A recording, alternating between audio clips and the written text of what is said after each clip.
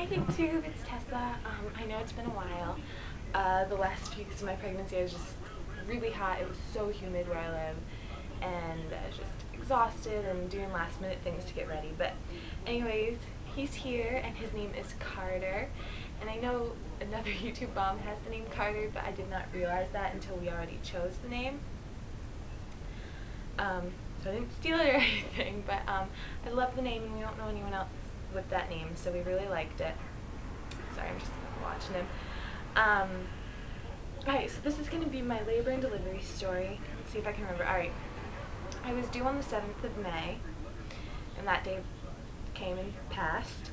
And then on Mother's Day at 8:30 in the morning, I woke up and went to the bathroom.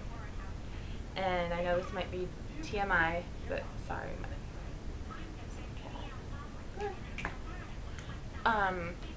I woke up, I went to the bathroom, it was 8:30 in the morning, I wiped, and there was bloody show. So I yelled to my mom and I told her, you know, it's gonna happen soon, I'm so excited. And, you know, so I kind of got wide awake, getting excited about things happening, and so I decided to take a shower, and while I was in the shower I started getting menstrual-like cramps. And then when I got out of the shower I started getting very light contractions.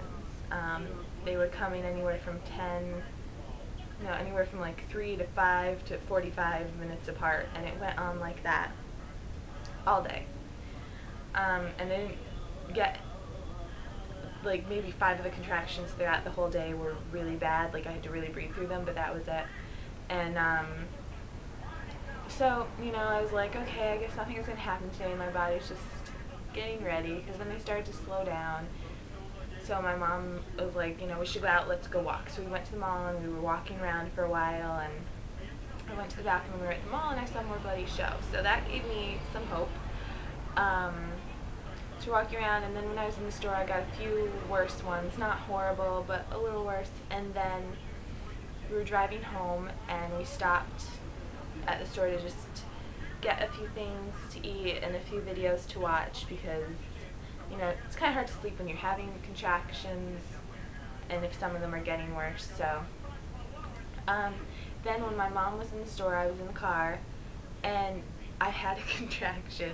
It came out of nowhere. I went from like having very light ones to suddenly, like on a scale from 1 to 10, 10 being the worst, it went from 3 to 10 in a matter of one contraction to another. So I called my mom when she was in the store. I was like, oh my god, okay, I've been having contractions all day. This one was horrible. I want to go to the hospital. So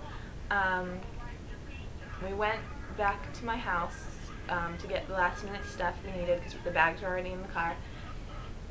And then they started slowing down again. So I was like, okay, now I don't know if we should go to the hospital. I don't want it to be a false alarm, because earlier that week, Wednesday, I had a false alarm. I started having contractions, went in, and they were like, no, you're not in labor.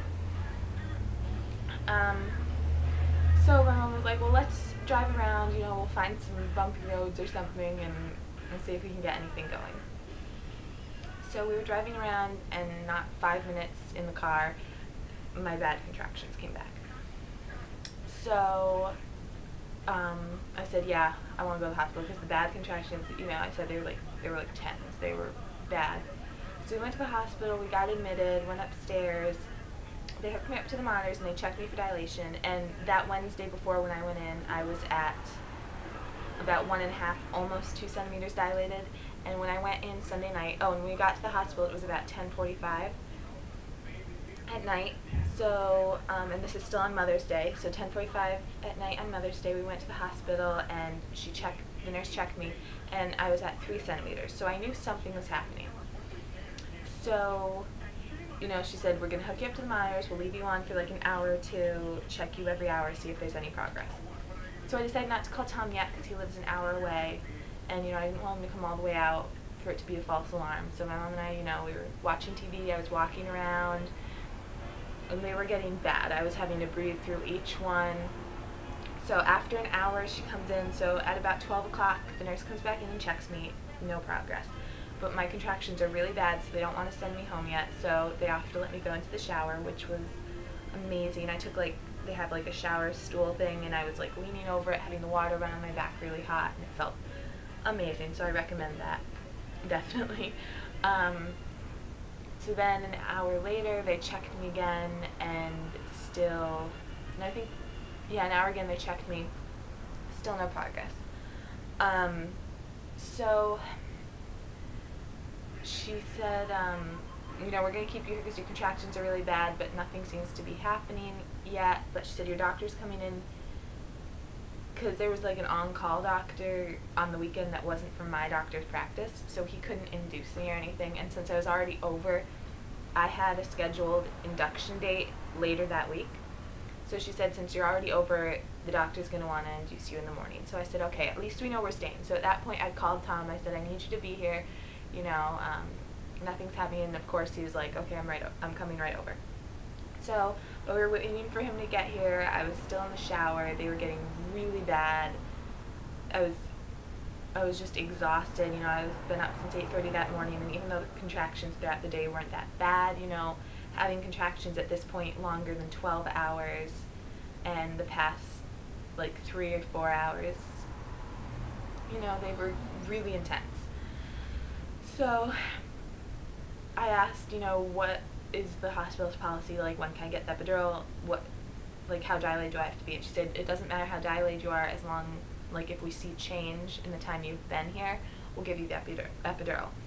So she checked me, and this is around 3, just after Tom got there, around 3 in the morning, and she checked me, and still no progress. I was a tiny bit softer, my cervix was a little bit softer, but no progress whatsoever. So she said that I can get a shot that, kind of takes the edge off and it'll help me sleep, because at this point I was getting really nauseous from my contractions. I was exhausted, and I was finding it very hard to handle my contractions anymore. So I ended up getting the shot at about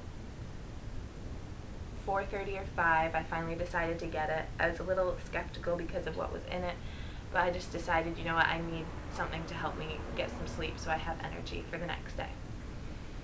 So I finally got it, and it did help me sleep. It took the edge off. I could still feel my contractions perfectly, but it took the edge off, and I was able to sleep pretty deeply in between the contractions. Then around 7 o'clock, they came in and told me my doctor's going to be in very soon.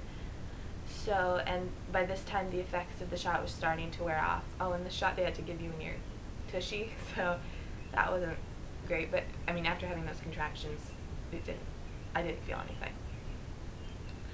So 7:30, my doctor finally comes in, and she checks me, and progress was made. I was about 4.5 centimeters dilated, and I was 90% effaced, and I was 50% effaced earlier. So progress was made, which I was very excited about. So she said, we're going to order the epidural for you, but first you have to get a certain amount of fluids in you through the IV. So I said, fine, that's good. So my nurse came back in, and she hooked me up to the IV. They gave me the antibiotics for strep B. They drew blood, all the stuff that they do when you're in labor and delivery, and they admit you. And we signed paperwork, and let's see, the epidural guy, the anesthesiologist came in. I just want to actually check my time. Alright, I'm actually going to cut to a part 2 because I don't want to run over.